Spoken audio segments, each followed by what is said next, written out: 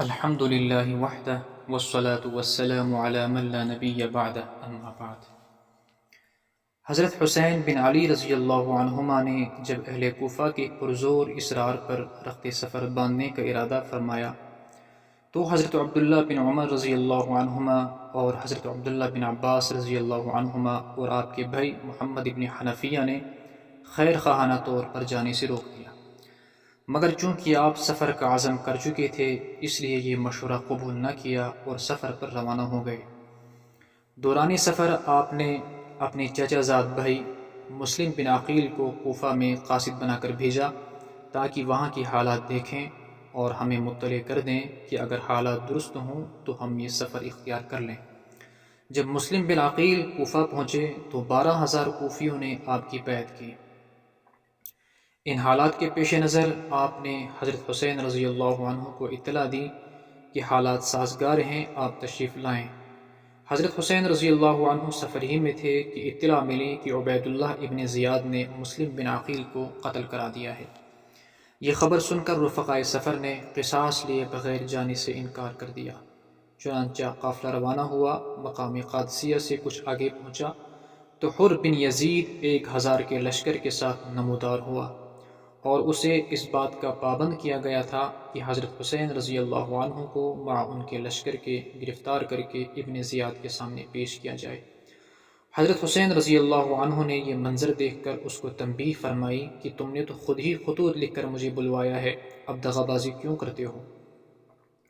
پھر آپ نے تمام خطوط اس کو دکھائے تو حر بن یزید نے آپ کو دھمکی آمیز لہجے میں کہا کہ جنگ سے باز رہو، بصورت دیگر قتل کر دیے جاؤ گے۔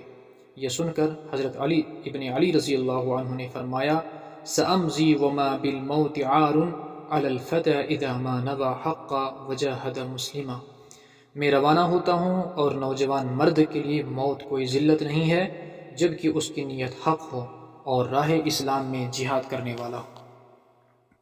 پھر آپ نے دوسرا قاصد روانہ کیا جس کا نام قیس ابن مسہر تھا۔ ابن زیاد نے اس کو بھی قتل کروا دیا۔ جب اس بات کی خبر حضرت حسین رضی اللہ عنہ کو ہوئی تو آپ کی آنکھوں سے آنسو جاری ہو گئے۔ بالآخر آپ بہت طویل مسافت طے کر کے 2 محرم الحرام سن 60 ہجری میں میدان کربلا میں پہنچ گئے۔ ادھر ابن زیاد نے عمر بن سعد کو ایک لشکر کا سپہ سالار بنا کر میدانی جنگ کی طرف روانہ کر دیا۔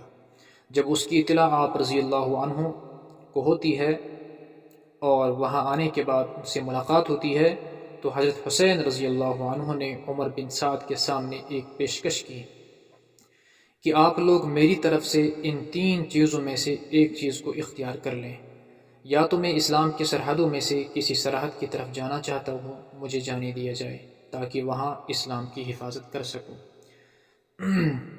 یا میں مدینہ منورہ کی طرف چلا جاؤں، مجھے واپس جانے دیا جائے، مجھے موقع دیا جائے کہ میں یزید سے اس معاملے میں براہ راست بات کر سکوں۔ عمر بن سعد نے اس بات کو قبول کیا اور ابن زیاد کو یہ پیشکش لکھ کر بھیجی، جس کے نتیجے میں ابن زیاد نے حکم بھیجا کہ میں صرف ایک بات قبول کرتا ہوں کہ حسین ابن علی اپنی پوری لشکر کے ساتھ ہماری اطاعت کر لیں۔ معزز سامعین، حضرت حسین رضی اللہ عنہ کو جب اس بات کی خبر ہوتی ہے تو اپنے متبعین کو نہایت پرجوش انداز میں خطبہ دیا۔ تمام رفقا نے وفاداری کا بھرپور یقین دلایا۔ رات تمام حضرات نے اپنے رب کے حضور آہوزاری کرتے ہوئے گزار دی۔ دشمن کے مسلح سوار ساری رات خیموں کے گرد گھومتے رہے۔ آخر 10 محرم کو فجر کی نماز کے بعد حضرت حسین رضی اللہ عنہ نے اپنے اصحاب کی صفیں قائم کی جن کی کل تعداد 72 تھی۔ میدان کربلا میں عمر بن سعد اپنے لشکر کے ساتھ حملہ آور ہوا۔ اس طرح باقاعدہ لڑائی شروع ہو گئی، دونوں طرف سے ہلاکتیں اور شہادتیں ہوتی رہیں۔ آخر کار دغا بازوں کا لشکر حاوی ہوا، نتیجتاً حضرت حسین رضی اللہ عنہ کا خیمہ جلا دیا گیا۔ دشمنوں نے انتہائی سفاکی اور بے دردی سے معصوم بچوں کو بھی خون میں نہلانے سے دریغ نہ کیا۔ چشم فلک نے یہ منظر بھی دیکھا جب ابن شریک نے نواسے رسول کے بائیں کندھے پر تلوار کا وار کیا، کمزوری سے پیچھے کی طرف ہٹے تو سنان ابن ابی عمرو نے نیزہ مارا جس کی وجہ سے آپ زمین پر گر پڑے۔